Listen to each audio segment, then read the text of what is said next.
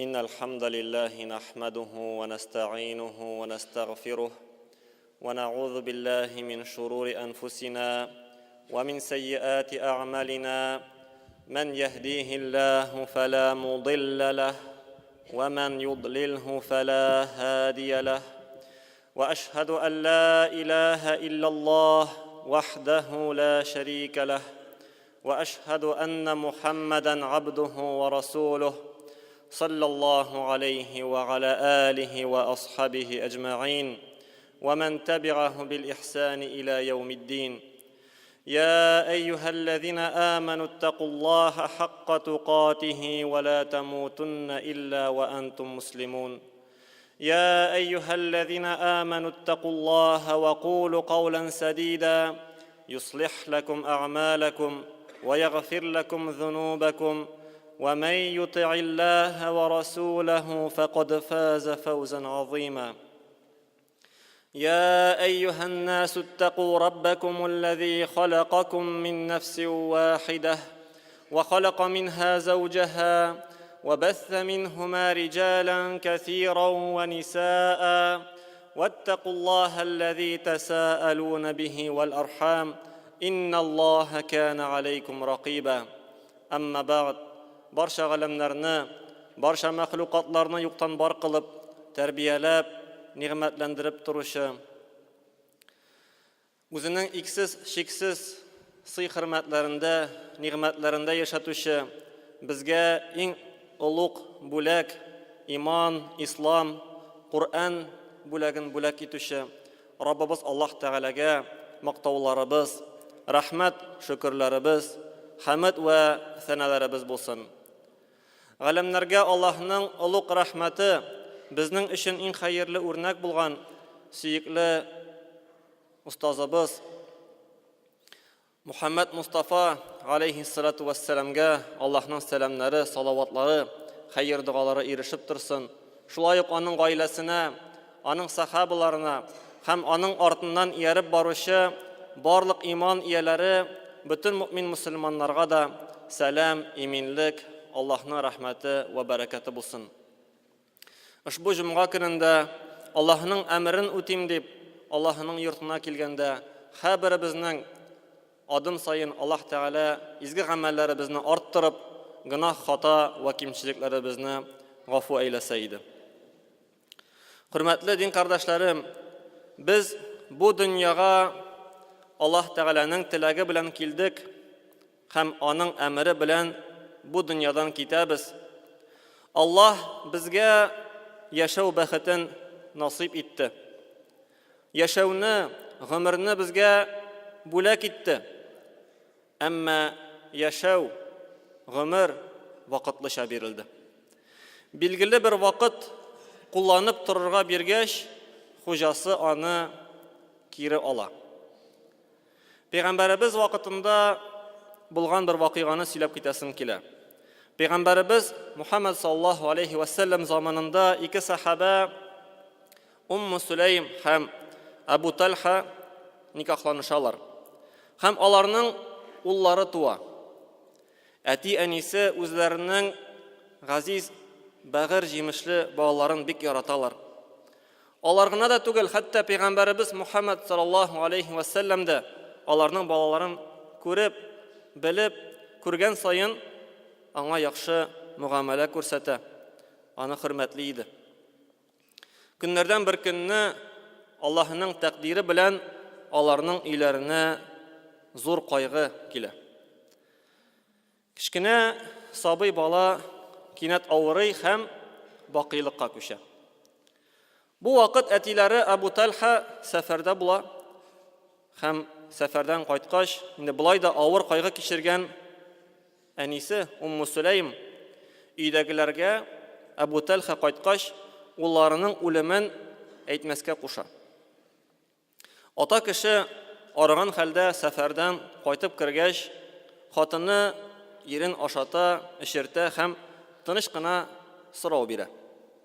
Абу Талха, әгәр берәр кеше икенче берәүгә вакытлыча берәр нәрсә биреп, күп мәдәр вакыттан соң биргән нәрсәне кире сораса, Тегеләрнең риза булмаска хаклары бармы? Юк, әлбәттә. Аларга ул әйберне вакытлыча кулланып торырга дип кенә биргәннәр бит. Әгәр вакытлар үткәч ул нәрсәне үзләренеке дип исәпли башлаулары һәм хәзер тегеләре килеп сорагач кире бирәселәре килмәве, бу бик сәер. Бу бер дә дөрес түгел дип җавап бирә Абу Талха. Иренең бу сүзләрен ишеткәч, хатыны: "Менә улыбызны да Аллаһ Тәгалә вакытлыча гына безгә биреп торды да, хәзер кире үзенә алды. Сабыр ит һәм Аллаһының әҗеренә өметлән", дип ирен юатырга кереште. Карагыз, нинди мисал. Ничек итеп хикмәт белән хатыны иренә балаларының үлемен җиткезә.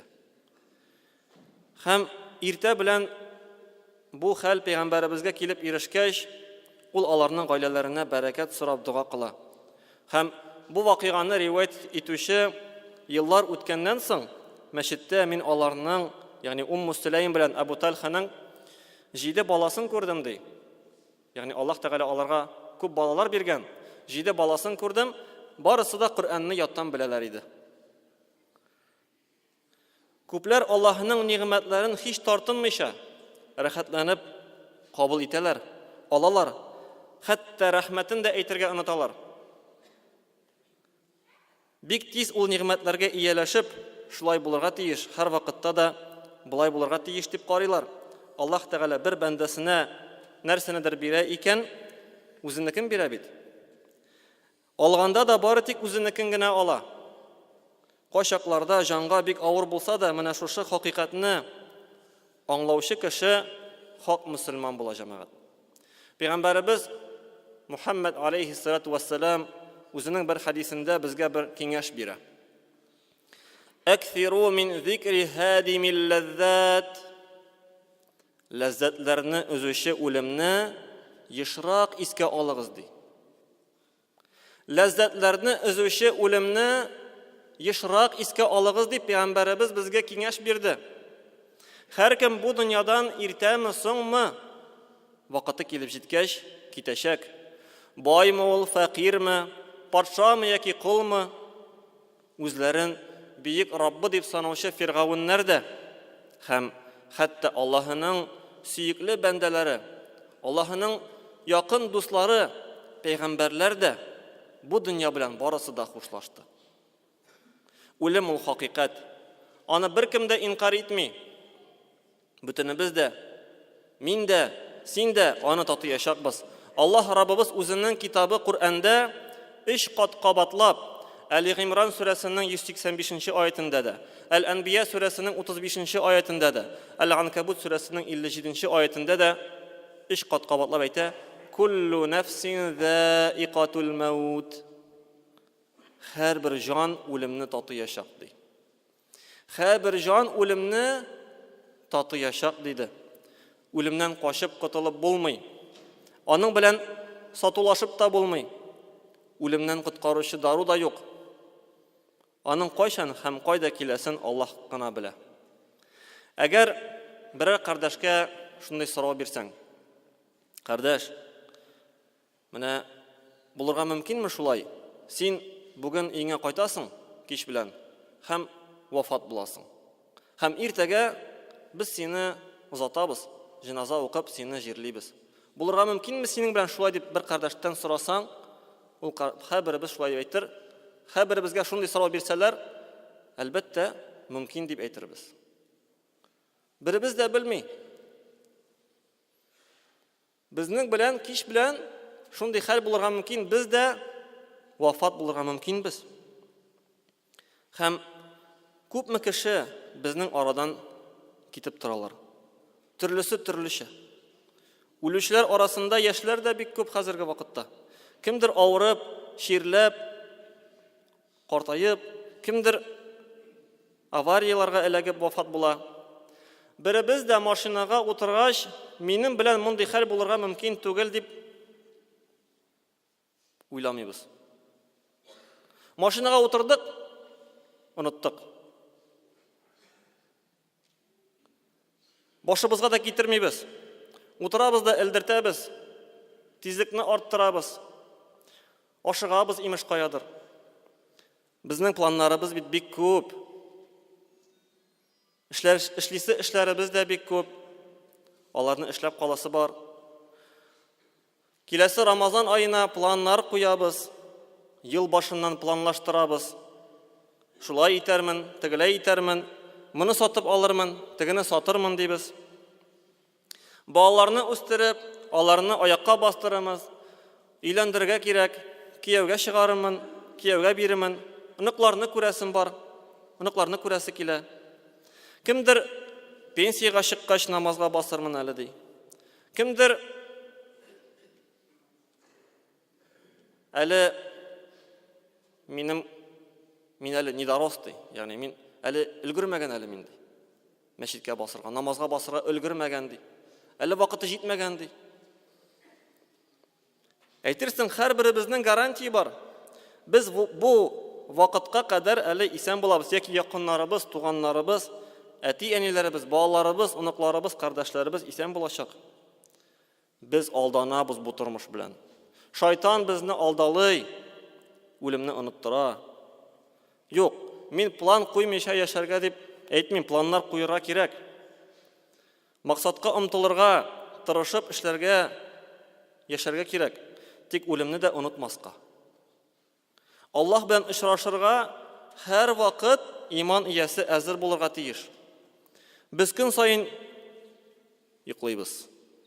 Күпме кеше йокыга китә һәм уянмыйча бакыйлыкка күчеп китә. Йоклаган килеш. Шуңа да галимнәр йокыны ярты үлем дип атадылар. Аллаһ Тәгалә үзенең китабы Куръанда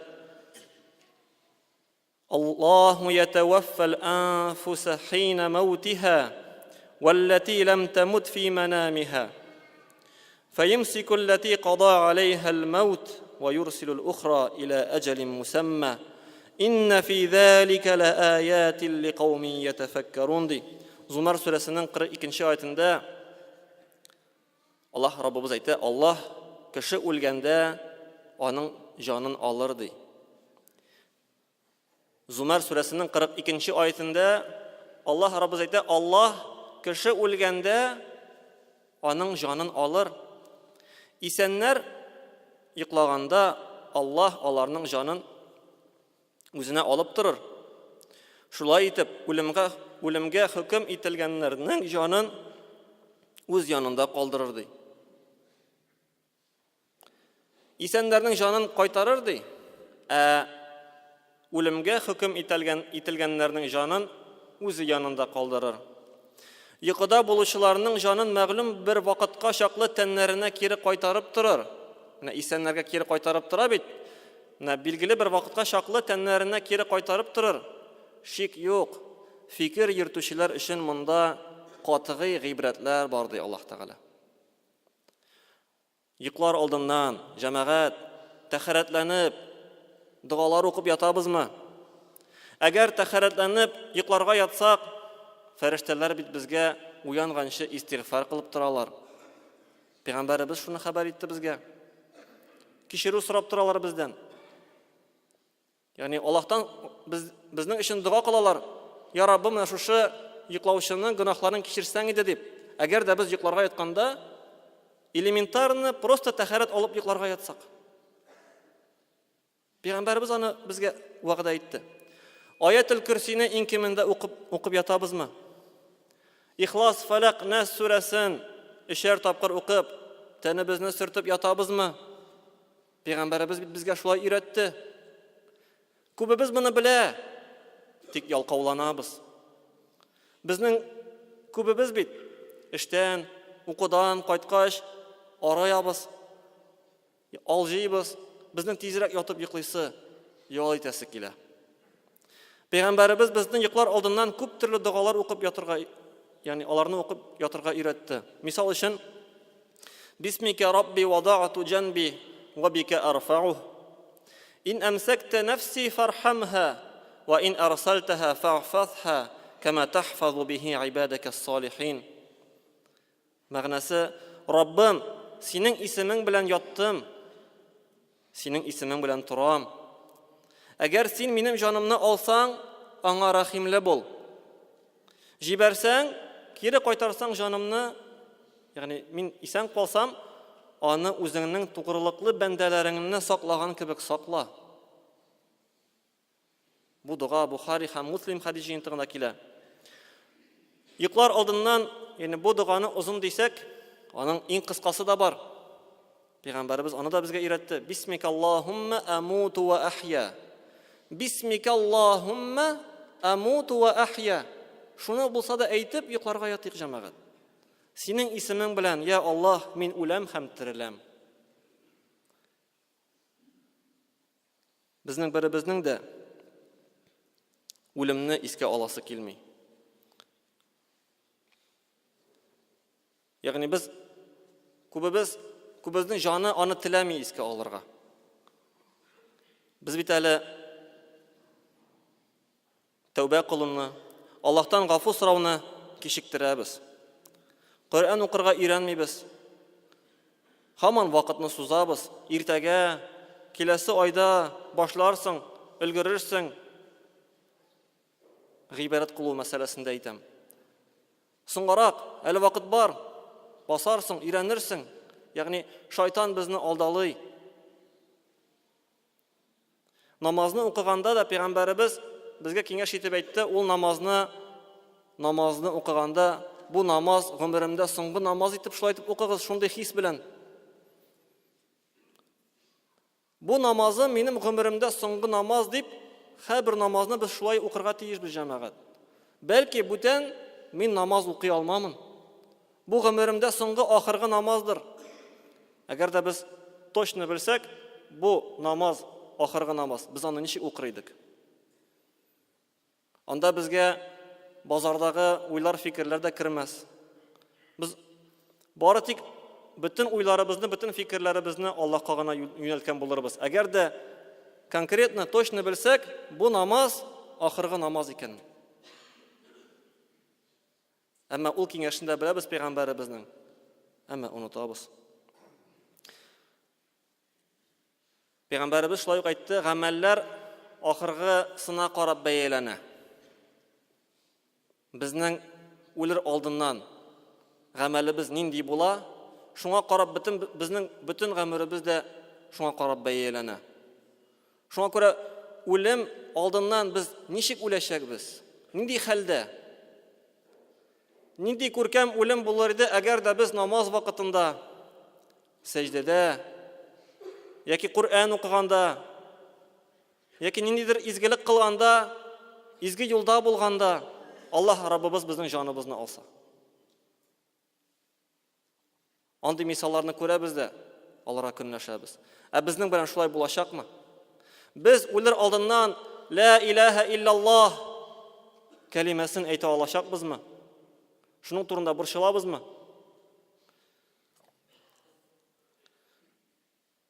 Инде Раббым Аллаһ субханаһу ва тәгалә һәрберләребезгә дә хәерле үлемнәр һәм дә Аллаһ субханаһу ва тәгалә каршына кайтканда гөнаһларыбыз кичерелгән хәлдә Аллаһның рәхмәтенә ирешкән хәлдә кайтырга насип булса иде. Һәм һәрберебезгә җәмәгать, һәрберебезнең ел әйләнәсендә вакыт-вакыт хәбәрләр ирешеп тора. Кемдер үлде, яки кемдер вафат булды. Андый хәбәрләрне без ишетеп торабыз. Бу да безгә бер гыйбрәт. Халкыбызда да исәннәрнең кадерен, үлгәннәрнең каберен белдиләр. Пәйгамбәрбез дә башта зиратларга баруны тыйган иде, аннан соң рөхсәт итте. Ул сезгә каберләргә барып, каберстаннарга барып, зиратларга барып, үлүчләр янына барып, ягъни үлгән, вафат булган кешеләр янына барып, анда гыйбрәт алсын өчен, үлемне ешрак искә алсын өчен Пәйгамбәрбез рөхсәт итте. Ә башта тыйган иде. Ни өчен? Чөнки элек гарәпләр арасында инде шундый начар гадәтләр бар иде. Анда бик нык елыйлар иде. Каберләр янына барып, битләрен йырта шулай җылыйлар иде. Аннан соң Пәйгамбәрбез бүтән кешегә тыйды зиратларга барырга. Аннан соң рөхсәт итте. Чөнки үлемгә әзерләнер өчен, үлемне истә тотыр өчен анда бару бик мөһим. Әгәр дә үзеңнең якын дустыңны, якын кардәшеңне ләхеткә алып салсаң, шул вакыт минем белән дә шулай булырга мөмкин. Мин дә шунда ятачакмын. Мине дә шулай яткызачаклар. Алар хәзер инде бер нәрсә эшли алмыйлар. Алар бик теләп Аллаһтан гафу сорарлар иде, тәүбә кылырлар иде. Әмма алар аны эшли алмыйлар. Алар бик теләп садакасын да бирерләр иде. Бер секундка булса да кире кайтырлар иде бу дөньяга. Әмма кайта алмыйлар. Бу безгә гыйбрәт. Шуның өчен каберләргә, зиратларга барып гыйбрәтләнү бик мөһим җәмәгать. Күбебез бу эшне эшләмибез. Зиратларыбыз, инде мин Түбән Камада әйтмим, башка кемнәр менә үзләренең туган якларында, башка җирләрдә, күпчелек җирләрдә зиратларга кирип булмый. Агачлар ауган. Кирип булмый, анда кирергә куркыныч. Мәйтне җирлибез дә онытабыз зиратларга юлны. Барып та карамыйбыз. О бит зират мәйетләр урыны гына түгел. Анда бит исәннәр дә барырга тиеш. Шушы зиратларыбызны да тәртипкә тотырга, анда чистартырга, ягъни һәрберебезнең бурычы җәмәгать. Аллаһ субханаһу ва тааля һәрберебезгә хәерле вагазлар белән вагазланып, гыйбрәтләнеп, үзенең файдаларын бирсә иде, иманнарыбызны куәтләсә иде, һәм дә Аллаһның рәхмәтенә, ризалыгына ирешеп яшәргә насыйп булса иде. Баракаллаһу лана ва лакум фил Qur'анил азим ва нафa'на бил аяти ва зикрил хаким. إنه هو الغفور الرحيم الجواد الكريم السميع الدعاء